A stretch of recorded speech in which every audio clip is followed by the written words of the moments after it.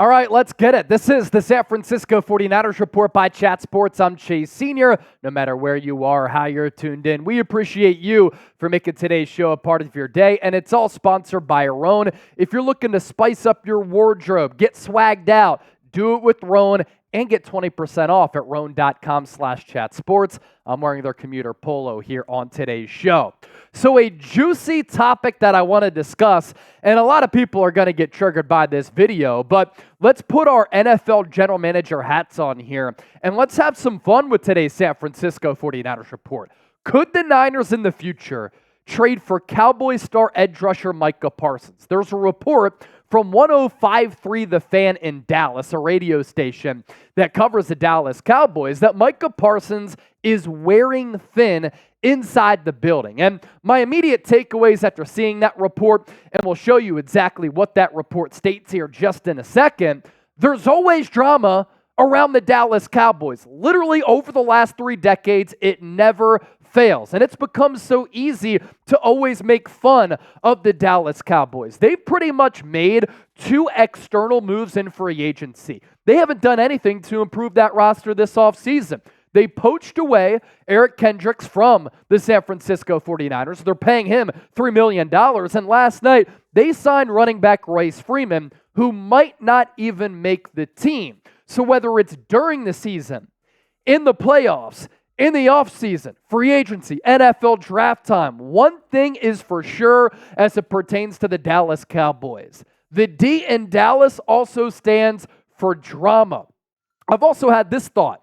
Are the Dallas Cowboys secretly rebuilding? They've done nothing this offseason to get better after they got thrashed, dump trucked, slapped in the face, and embarrassed by the Green Bay Packers in the wild card round.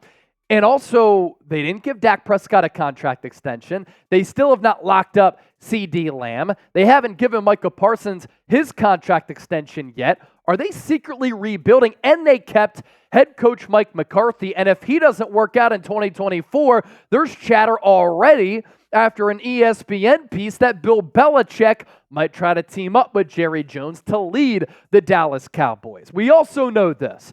In order to trade for any special player, in order to hire any talented person, the asking price is always going to be high. So it would cost a ton to trade for Micah Parsons, which is probably why at this point it's completely unrealistic for San Francisco to do that. But Micah Parsons, ladies and gentlemen, is a generational player, an elite player. And on his new contract, he's so good, he's been so productive, he could overtake Nick Bosa's deal to make him the highest paid non-quarterback in the history of football. Here is that report from Shan Sheriff, 105.3 The Fan in Dallas, and he's reporting that I've heard from way too many people this offseason. I'm talking about at least 4 different people who have told me that Micah Parsons has worn thin with the Cowboys. I don't know how much is true, how much it actually hurts his reputation. I don't know whether this is the behavior of a typical superstar. I don't know how damaging it is. But all I do know is this. I've heard from way too many people that if Micah Parsons was out of there, there would be a decent amount of people inside the Ford Center at the Star in Frisco smiling and breathing a sigh of relief. Why would you ever smile getting rid of a player who's an upper echelon player in the National Football League? He's going to be in the market for a massive deal. The Cowboys in recent off seasons have been a little bit cheap as far as paying their own players while they've invested in some of their own, but also paying free agents. And that Bosa contract of $34 million annually, I think is danger of being overtaken by Parsons. I think that he could cash in for more because look at the production his first 3 years in the National Football League. First round pick out of Penn State. By the way, he was my favorite player in the 2021 draft class. Just a humble brag there. 13 sacks, 30 quarterback hits, 20 TFLs. 2022, 13 and a half sacks, 26 quarterback hits, and 13 TFLs. And then in 2023, a career-high 14 sacks with those 33 quarterback hits, 18 TFLs. He's also been consistently available his first 3 years in the NFL. And then you flip the page to the highest paid edge rushers here, and this is where the range comes in of what Parsons could be paid. He's better than Brian Burns. He's right up there with TJ Watt. He's better and more available than Joey Bosa. Myles Garrett, you can make the argument that maybe Garrett is better than him. He's been a little bit more productive as compared to Nick Bosa, but given the age, where he's ascending, what he's done, where he's going, that's where that $34 million number comes into play.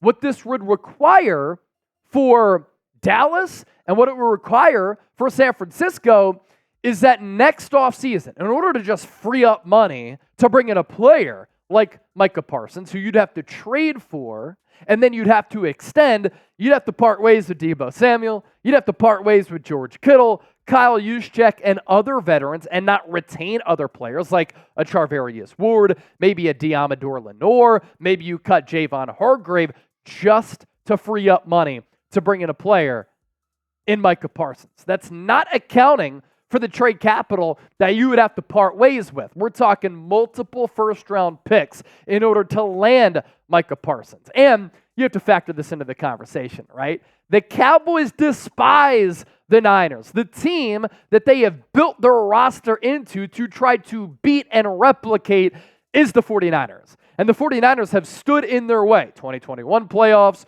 2022 playoffs, could have been the 2023 playoffs if the Cowboys didn't choke. How about them Cowboys? But they hate the Niners. And this is an NFC foe that they are rivals with, and I imagine that would just put the price tag on the uptick as well. So this is today's poll question. It'll be our pinned comment as well. Would you trade for Micah Parsons, knowing how much it would cost? T for trade, O for you think he's overrated. Share your thoughts and sound off down in the comment section. Coming up next, more trade thoughts, some trade ideas that we're going to comb through, and the idea of pairing Parsons with Nick Bosa. First, we got to tell you more about Rome. You can save money, you can look good, you can feel good, and you can just have a better appearance with Roan. Get 20% off your order at roan.com/chatsports. This is high-class menwear that is comfortable, breathable, stretchable fabric as well. You don't have to go to the dry cleaner with the wrinkle release technology. I also love the versatility of their products. I can wear this polo on the golf course. Yeah, breaking 90, no big deal. Driving at 300 yards down the fairway. I can wear it when I'm getting some drinks with some coworkers here at Chat Sports, if I'm on a date with the girl, or if I'm hosting shows here at Chat Sports. This is just the polo, though. You've seen me wear some of their button-ups, but their pants and their shorts are so comfortable. I am willing to pay for quality, because if you think about it, you go cheap for a pair of pants that are $40, they fall apart in just a couple of months. You're going to have to pay that $40 again. That's $80, and then you're going to have to continue on that cycle. I invest in quality here. That's why I love Roan. And also, I just love how the products feel. I'm done with wearing those cotton shirts. They're crappy material. They don't last long either. Here you get the athletic wear, the stretchable fabric. It's all great. 20% off your order, roan.com/chatsports. We'll put that link and that code down below in the show notes and in the comment section of this video.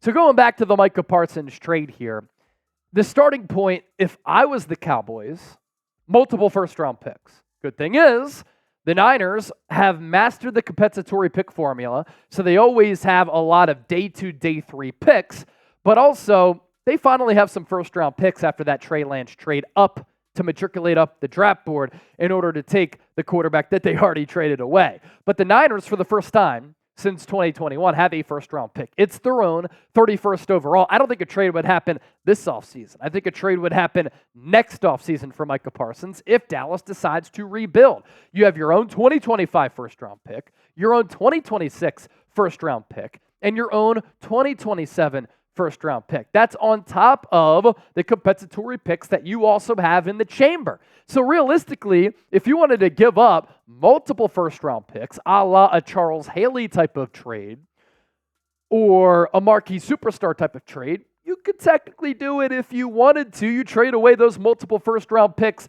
and then you also pay Parsons. But in paying Micah Parsons, are you okay with paying 2 edge rushers a combined $68 million per year? Of course, with Bosa, he already signed his contract going into 2023. You could backload that Parsons deal a little bit, pull off some financial gymnastics so the cap hits are not simultaneous here. But the Bosa deal, 5 years, $170 million, $122.5 million in guaranteed money, average per year at 34.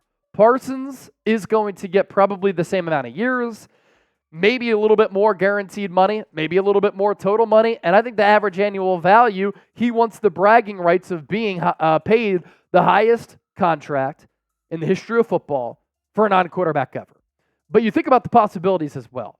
Menaces, that's what comes to mind here. Menaces. Nick Bosa on one side, Micah Parsons on the other side. Maybe you look ahead, you plan ahead, and you start to groom and develop some cheap and younger defensive tackles. The Niners have always done a good job of drafting and developing cornerbacks. You're set at linebacker with a player like Fred Woerner. You're okay at that safety spot. You can't double team Nick Bosa and or Micah Parsons because one of them is going to beat you. And then that opens up the opportunity and paves open the lane for the defensive tackles, the linebackers, corner blitzes to get after the quarterback as well. We're talking about a player who's put up the fourth most sacks in NFL history in his first 3 years in NFL history. 13, 13 and a half, and 14. And then you pair that with Bosa and what he's been able to do in the healthy seasons that he has had. We are taking out the 2020 season when he tore his ACL in the second game of the year on that just garbage turf at MetLife Stadium against the Jets. Bosa, 9 sacks year 1, 15 and a half in year 3. 18 and a half, won Defensive Player of the Year in 2022, 10 and a half sacks in 2023. And I get it. In 2023, his numbers were a little bit down as far as sack numbers go, 18 and a half, 10 and a half. I thought that him signing that deal late, right before the start of the regular season, he was a little bit rusty. It took him a little while to get going. The quarterback hits went down by 13, but the TFL is only subtracted by 3.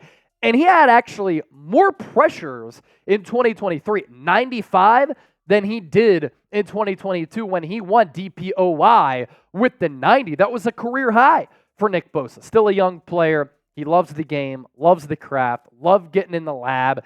He, I think, is going to rebound in 2024 and beyond. And edge rusher is a position that you can continue to play at a very, very high level even as you progress and get a little bit older. So the trade price, the contract price, it's going to be extraordinarily high. It's going to be exorbitant.